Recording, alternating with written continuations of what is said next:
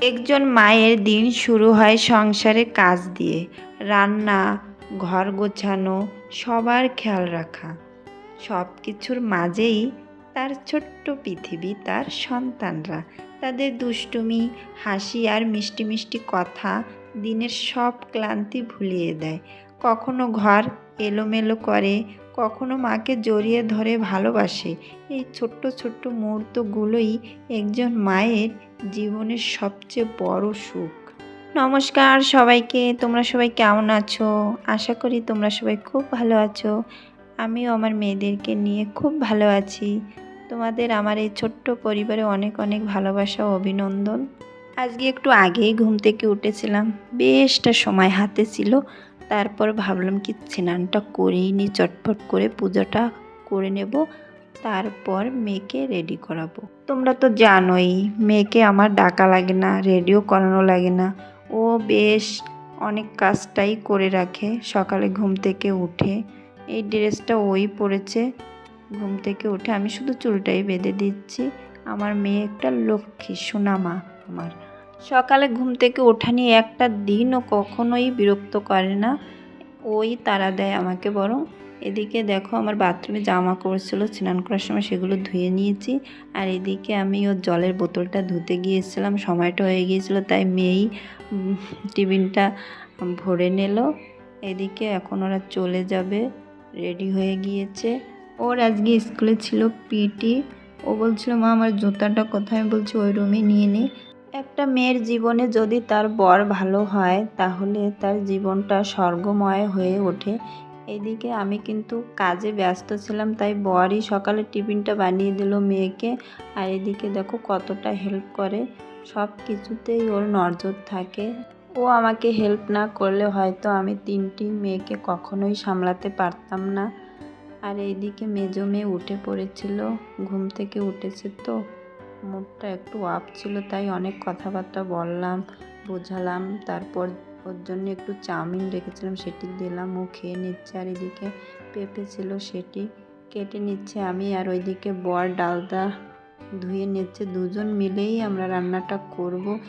একদিকে হয়তো আমি রান্না করি, মেয়েদের ও সামলায়, আবার আবার বর রান্না করে, আমি মেয়েদেরকে সামলাই। এদিকে ছোটো মেয়েও উঠে পড়েছিল, তাই মেজো মেয়েকে কোলে নিয়েছে ওর বাবা। আর এদিকে ছোটো মেয়ে শুধু বাবার দিকেই তাকাচ্ছে যে বাবা দিদিকে কোলে নিচ্ছে, আমাকে তো কোলে নিচ্ছে না, হাঁটছে আর দুষ্টুমি করছে কোলে যাওয়ার জন্যই বাবার কোলে।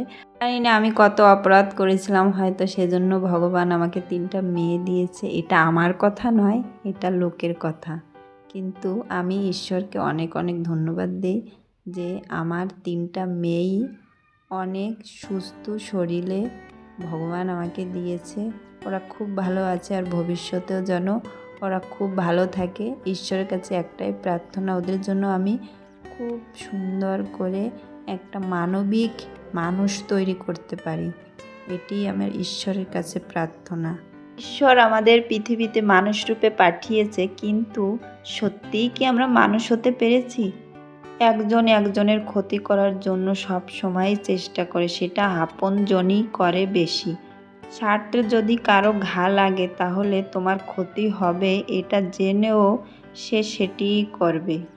আমরা যদি প্রত্যেকটা মানুষ নিজেদের কথা, নিজেদের চিন্তা ভাবনা করে পথ চলতাম তাহলে হয়তো প্রত্যেকের জীবনটাই খুব সুন্দর হতো। আমরা কি করি? লোকের কান ভাঙ্গাই, পরনিন্দা করতেই খুব ব্যস্ত।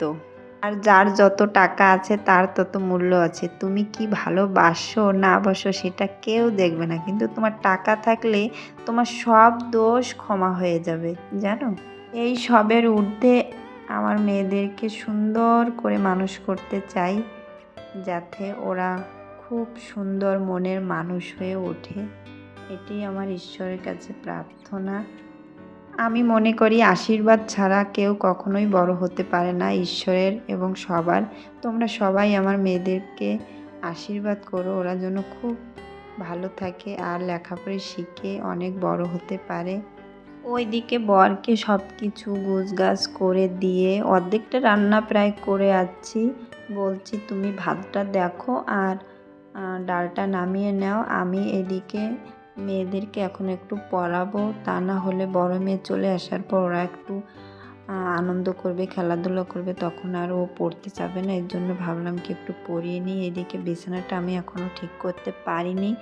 মেজো মেয়েকে আমি লিখতে দিয়ে এদিকে আমি এখন বিছানাটা রেডি করে নেব। জানো তো, যতই কাজ করি মনে হয় কাজের আর কোনো শেষই নেই। একটা করি তো আর একটা এসে দাঁড়িয়ে যায়।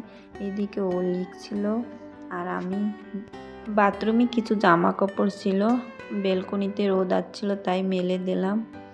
আমাদের দুজনের রান্না বান্নাও কমপ্লিট। দেখো, ডালটা বাচ্চাদের জন্যই করছি, ওরা ডাল খেতে খুব পছন্দ করে।